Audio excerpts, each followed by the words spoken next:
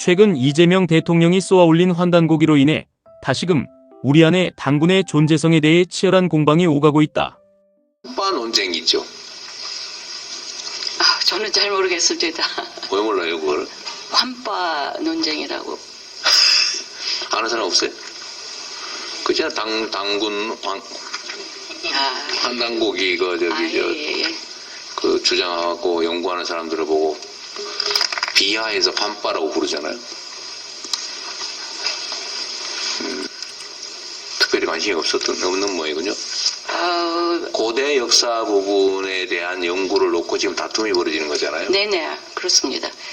없는 건? 문헌 사료를 저희는 중시하고 있습니다. 환단고기는 문헌이 아니에요. 이게 쉬운 의제는 아니죠. 예, 그렇습니다. 결국 역사를 어떤 시각에서 어떤 입장에서 볼 거냐 근본적인 입장들의 차이가 있는 것 같아요. 네. 이 대통령의 환단고기 발언으로 다시금 우리 사회는 당군이 실존했던 인물인가, 신화적 존재인가 라는 논쟁에 휩싸였다. 당군 왕검이 소개된 역사서인 삼국유사에서는 당군이 인간이 된 곰, 웅녀와 하늘에서 내려온 환웅 사이에서 태어났다고 기록하고 있다. 또 당군이 1500년 정도 나라를 다스리다가 1908세에 죽었다고 기록되어 있다.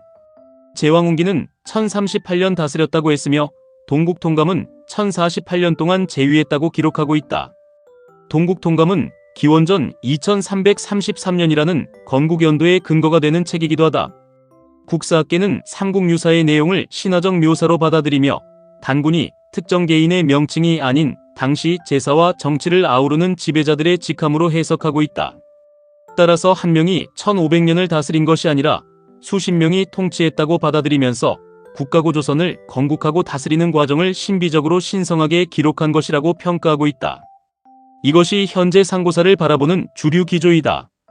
그렇다면 북한은 당군을 어떤 존재로 받아들이고 있는가?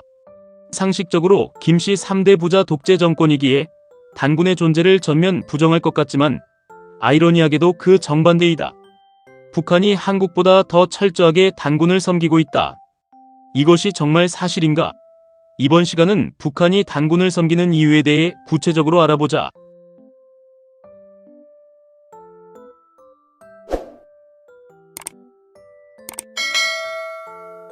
북한은 매년 개천절에 당군제를 지내면서 당군을 민족의 시조로 받들고 있다.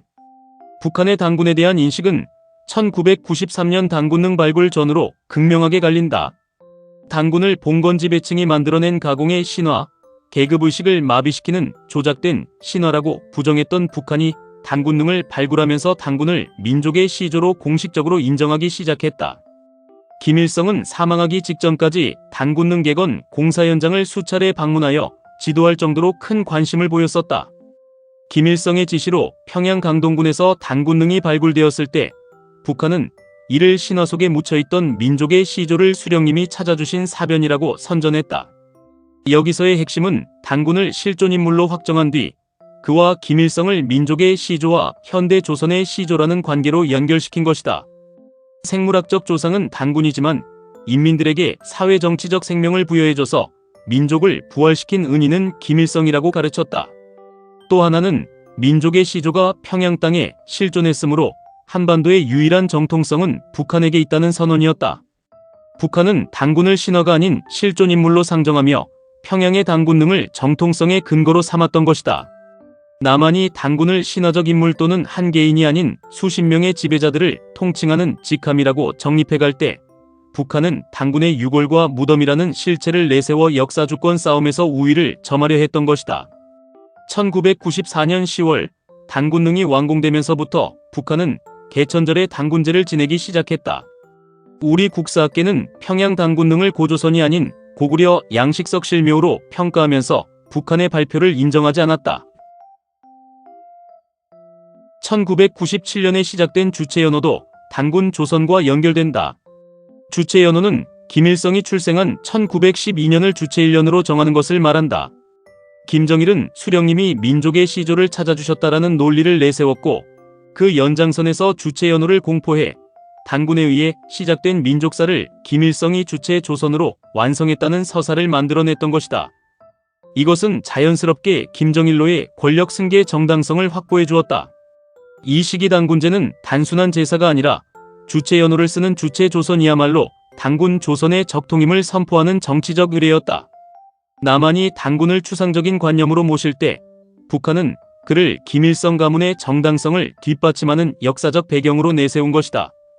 주체연호가 시작된 1997년에 단군제를 공식적인 국가적 행사로 정례화시킨 이유이다. 하지만 단군제에 김정일이나 김정은은 한 번도 참석하지 않았다. 이는 북한 지도자들에게 있어 단군은 자신들의 정통성을 뒷받침해주는 역사적 도구이지 경배의 대상이 아니라는 사실을 단적으로 보여주는 것이다. 북한 사학계가 지난 수십 년간 공들여온 거창한 프로젝트는 단군이라는 민족의 시조를 김일성이라는 현대의 수령으로 잇는 혈연적, 정치적 계보를 완성하는 것이었다.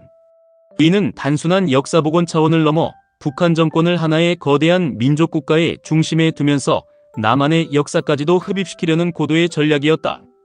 북한은 우리 민족끼리 힘을 합쳐 외세를 물리치자는 주장을 펼치며 민족공조를 주문할 때마다 단군을 소환했었다.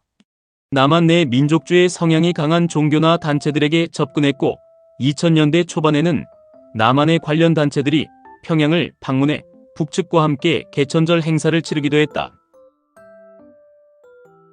그런데 김정은이 2023년 연말부터 두 국가론을 제시하면서부터 전면적으로 바뀌기 시작했다. 왜냐하면 단군은 필연적으로 남북이 한민족이라는 것과 통일을 소환하기 때문이다. 이것을 거부한 김정은은 단군제를 폐기하지는 않았지만 행사의 성격을 격화시켰다.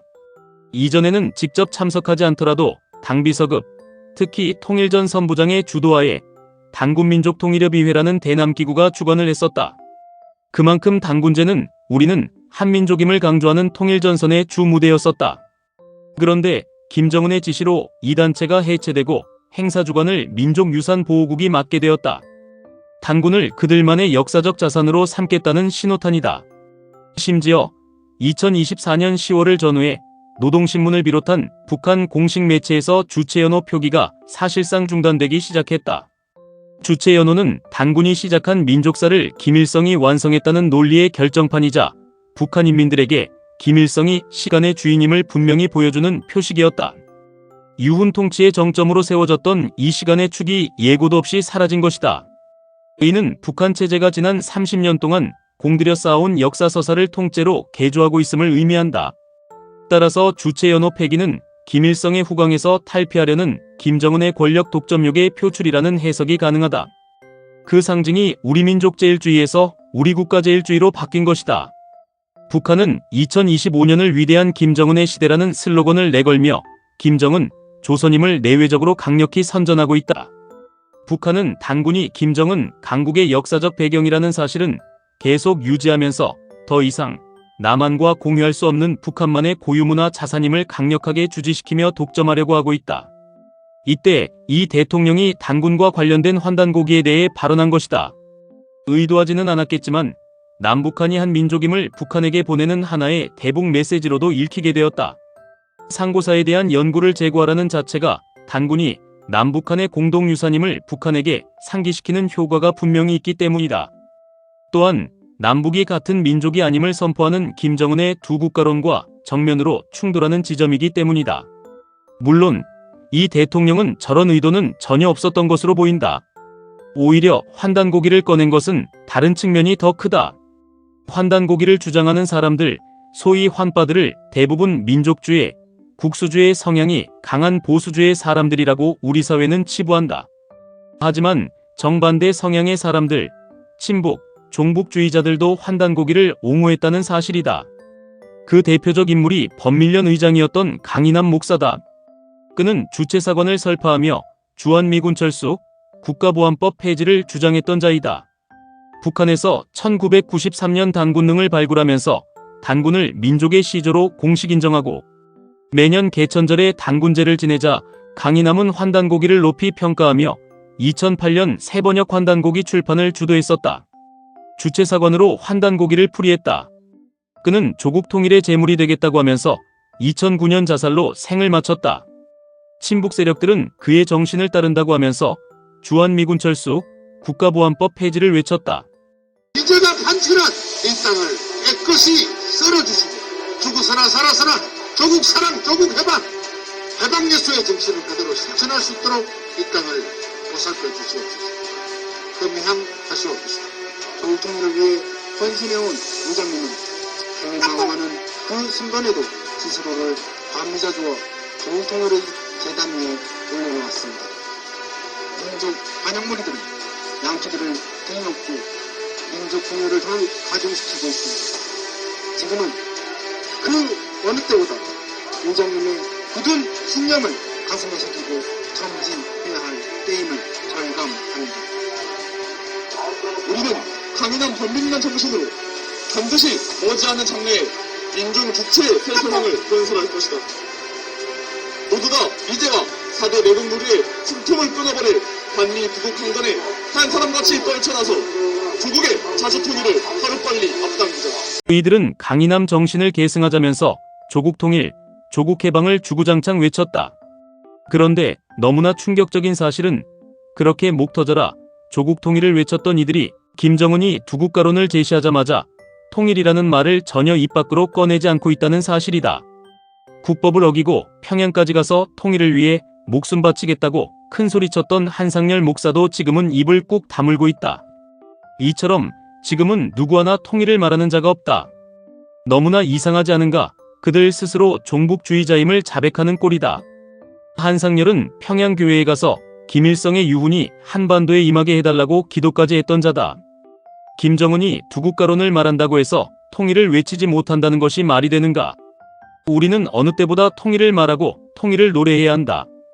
동시에 단군이 북한만의 고유자산이 아니라 남북한의 공동유산임을 강력히 주장하며 한 민족임을 선포해야 할 것이다.